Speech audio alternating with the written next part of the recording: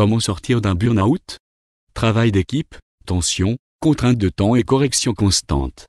Beaucoup d'entre nous en font l'expérience tous les jours. Le stress au travail à long terme peut avoir diverses conséquences. L'un d'eux est le burn-out. Que faire pour rendre votre travail agréable à nouveau et sortir d'un burn-out? Habituellement, nous choisissons une profession qui correspond à nos intérêts, ou à moins une que nous pouvons apprécier. La routine est la pire et nous voulons l'éviter. Cependant, lorsque nous cherchons de nouveaux défis, nous nous perdons souvent en chemin, oubliant nos propres besoins. Le travail devient numéro 1. Lorsque nous faisons de notre mieux, nous ne pensons pas à la façon dont un tel effort affectera notre santé, non seulement physiquement mais aussi mentalement. Stress, occupé, le travail d'équipe, le respect des normes et des corrections peuvent détruire notre estime de soi et conduire à un état où le travail sera une nécessité difficile. Tourment de routine et prolongé. Et on sentira que ce n'est pas la même chose qu'au début, qu'il vaut probablement la peine de changer quelque chose. Peut-être, cependant, manquera-t-on de force pour les changements et nous resterons en position, suivant les ordres, n'apportant rien de nous-mêmes. Qu'est-ce que l'épuisement professionnel? Le terme « épuisement émotionnel » a été introduit pour la première fois par le psychiatre américain Herbert Freudenberger en 1974. Il a résumé les changements qu'il a observés chez les professionnels travaillant en psychiatrie. L'un des principaux chercheurs contemporains sur le problème du burn-out est Christina Malache, professeure de psychologie à l'Université de Californie à Berkeley.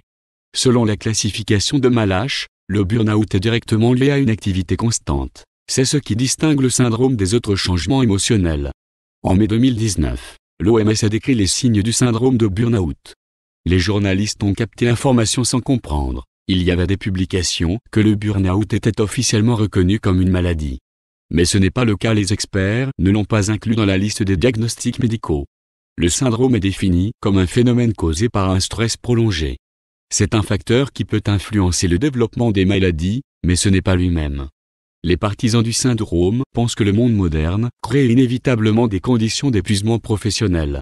Les employés de bureau passent 8 à 10 heures par jour derrière l'écran, les gens communiquent moins personnellement, utilisant pour cela les réseaux sociaux et les messageries instantanées, le flux d'informations entrantes ne cesse de croître. Il est difficile pour une personne de faire face à une telle pression.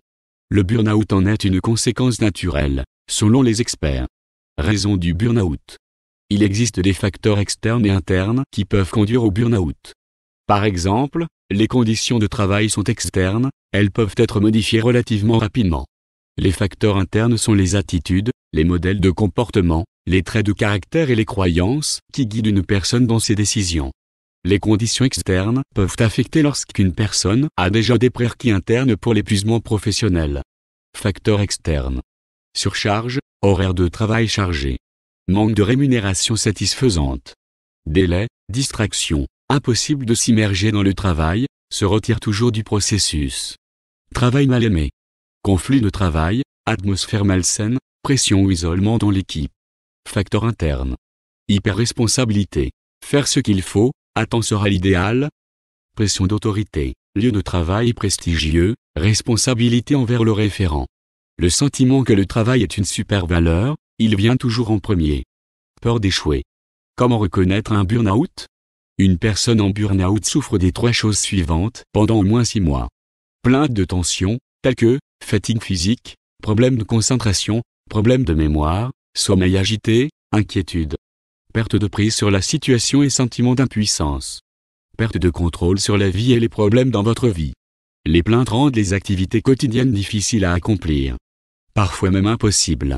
Vous le remarquez généralement dans plusieurs domaines, comme à la maison, au travail, dans un environnement social et ou dans la circulation. Symptômes. Le burn-out peut également entraîner des symptômes physiques, tels que mal de tête, vertige, douleur thoracique, palpitations, douleur abdominale ou ballonnement, troubles digestifs. Les conseils pour sortir d'un burn-out. Votre entreprise devra être informée dès les premiers signes d'un burn-out. Les modalités de travail et les conditions de travail sont à l'origine de vos symptômes. On parle de risque psychosocial, RPS, au travail. N'attendez pas le burn-out. Vos conditions de travail vous font souffrir et vous devez en parler à votre supérieur. Une des conséquences du burn-out est l'absentéisme répété. Par conséquent, signalez votre situation et dans le meilleur intérêt de vous et de votre entreprise. Si votre esprit et votre corps commencent à trembler, rappelez-vous de la hiérarchie. Vous devez consulter un médecin pour sortir d'un burn-out. En cas de fatigue, de troubles du sommeil et de troubles du comportement liés au travail, veuillez consulter un médecin. Vous pouvez contacter votre médecin généraliste ou professionnel. Ces professionnels savent détecter les symptômes de l'épuisement professionnel. Après l'examen physique, le médecin vous demandera de prendre un congé de maladie d'au moins quelques semaines. En fonction de votre état de santé, un médecin praticien déterminera si vous pouvez retourner au travail. Ne laissez pas la peur de perdre votre emploi vous forcer à souffrir. Marie-Pèse précise que 80% des patients reprennent le travail.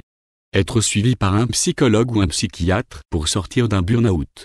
Le burn-out est une expérience traumatisante pour le corps et le moral. Consulter un psychiatre ou un psychologue peut vous aider à surmonter cette épreuve. Il saura mieux vous édifier et vous serez à mesure de mieux gérer le stress. Les consultations psychiatriques et psychologiques sont remboursées dans le cadre du processus de soins. La prescription d'un médecin sera donc nécessaire pour vous. Pour sortir du burn-out, il faut rétablir l'équilibre entre vie personnelle et vie professionnelle. Pendant votre arrêt maladie, envisagez peut-être de chercher un autre emploi ou même de vous reconvertir.